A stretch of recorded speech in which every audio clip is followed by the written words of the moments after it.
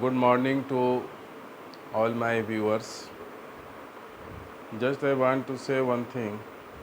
I am sorry to say that I was busy in some work on Sunday. I was out of station and due to festival the work could be delayed a little. Today I have decided to deliver the lecture on adjective. This is new topic. Pronoun is already finished. First of all I have finished noun, then pronoun. Now third one is adjective. Here I have taken a symbol cross for adjective. Wherever it is written like this, you have to read it as adjective. Now come to the point. Adjective is a word. इसको हिंदी में विशेषण बोलते हैं, इसको हिंदी में विशेषण कहते हैं. Adjective is a word used to tell something about a noun or pronoun. Adjective एक ऐसा शब्द है जो noun और pronoun के बारे में कुछ कहता है. क्या कह सकता है? तो something means merit and demerit. किसी चीज़ का दो ही पार्ट होता है, some merit and some demerits. तो एडजेक्टिव नाउन और प्रोनाउन के बारे में उसके मेरिट डिमेरिट की बात करता है. हमने जो भी लिखा है बहुत शॉर्ट एंड कॉम्पैक्ट फॉर्म में लिखा है and it is very easy to understand. Listen it properly. Thank you. For example I have taken here Ravi is intelligent. Intelligent यहाँ पे एडजेक्टिव है, रवि के बारे में उसकी मेरिट बताता है. Next sentence is she is looking ugly. वो लग रही है अगली. तो सी के बारे में बताता है एडजेक्टिव और वो यहाँ पे वर्ड लिया गया है अगली. थोड़ा सा और हमने क्लैरिफाई किया इसको इस तरफ. Adjective is a word used with a noun और pronoun to add something with that. ऐसा एक वर्ड एडजेक्टिव है जो नाउन प्रोनाउन के साथ जुड़ता है और कुछ ऐड कर देता है उसके साथ. For example I have taken here Meera is afraid of ghost. Meera afraid है, डरी हुई है घोस्ट से. भूत को घोस्ट बोलते हैं. I don't like that boy. That यहाँ पे एडजेक्टिव है. आई डोंट लाइक, मैं लाइक नहीं करता हूँ उस बच्चे को, तो दैट यहाँ पे एडजेक्टिव है. इस तरह से आपने देखा कि एडजेक्टिव एक ऐसा वर्ड है, रफली अगर कहें तो एडजेक्टिव एक ऐसा वर्ड है जो नाउन और प्रोनाउन के बारे में कुछ ना कुछ बताता है. Simply you can say like that. Now come to the parts. Hindi में इसको विशेषण बोलते हैं. विशेषण का मतलब हिंदी में हम विशेषण इसको बोलते हैं. विशेषण का मतलब एडजेक्टिव केवल विशेषता ही नहीं बताए. Mind it always. Now I have taken only 1, 2, 3 and 4 parts for this study. First part here is adjective cross means adjective. First part here is adjective of quality. ये क्वालिटी बताता है. ये सिंबल हमने adjective के लिए लिया है. Already I have told you.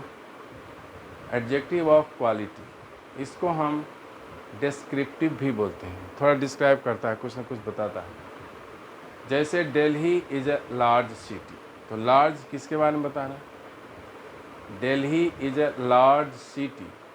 Delhi कैसा शहर है? तो लार्ज. सिटी तो है लेकिन लार्ज सिटी. तो लार्ज यहाँ पे एडजेक्टिव है. डिस्क्राइब किया उसी बात को, दिल्ली के बारे में बता रहा है. ही इज़ टायर्ड, वो थके हुए हैं. तो टायर्ड ही के बारे में बताता है. यहाँ पे दिल्ली नाउन है, ही क्या है? Pronoun. This is first one. Second one is adjective of number. ये वैसा एडजेक्टिव है जो किसी नाउन या प्रोनाउन के बारे में बताएगा, केवल नंबर बताएगा, उसकी संख्या को बताता है. इसको हम शॉर्ट में न्यूमरल एडजेक्टिव बोलते हैं. This is numeral adjective. Numeral का मतलब है हाउ मेनी, कितना. 10, 20, 50, 100, कितना. जैसे मोहन हैज़ 5 पेन्स. एग्जाम्पल में हमने दिया यहाँ पे मोहन हैज़ 5 पेन्स. मोहन के पास 5 पेन. तो पेन के पहले एडजेक्टिव आया, पेन के जस्ट पहले आया है एडजेक्टिव बन के 5, मतलब मोहन के पास 5 पेन है. And the third one is adjective of quality.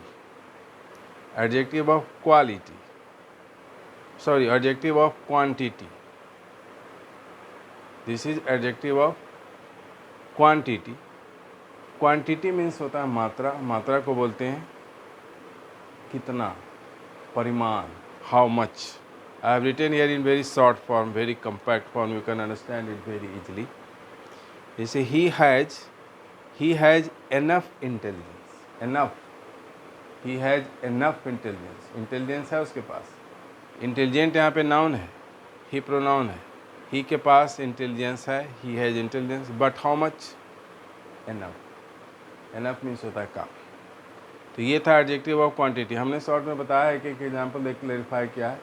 आप इसको और समझने के बाद बुक में पढ़ें और आपका अंडरस्टैंडिंग बेटर हो जाएगा. And the fourth one is demonstrative adjective.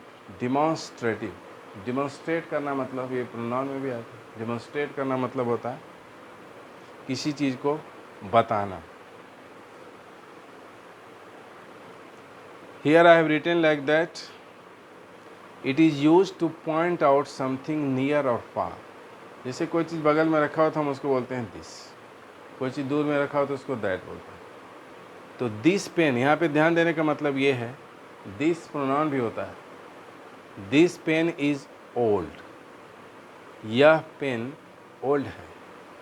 Old भी यहाँ पे ऑलरेडी एडजेक्टिव है, पेन भी यहाँ पे एडजेक्टिव है, दो एडजेक्टिव यहाँ पे है. This pen is old, old भी पेन के बारे में बता रहा है, दिस भी बता रहा है पेन के बारे में, लेकिन दिस बता रहा है कि पेन नज़दीक है. दैट पेन इज़ न्यू, तो यहाँ पे न्यू भी एडजेक्टिव है और दैट भी एडजेक्टिव है. न्यू उसकी क्वालिटी बताता है, दैट बताता है वो थोड़ा दूर रखा हुआ है. तो ये था डिमॉन्स्ट्रेटिव एडजेक्टिव. अब एक something important I want to clarify it, कैसे हम उसको रिकॉग्नाइज करेंगे कौन सा एडजेक्टिव है, इसके लिए थोड़ा सा समझना है. How to find it, I have written here. Adjective इतना हमने देख लिया, 4 तरह का एडजेक्टिव. तो इसको कैसे पकड़ें, कैसे समझें कि आखिर एडजेक्टिव कौन सा वर्ड है. तो इसके लिए 2 पॉइंट है.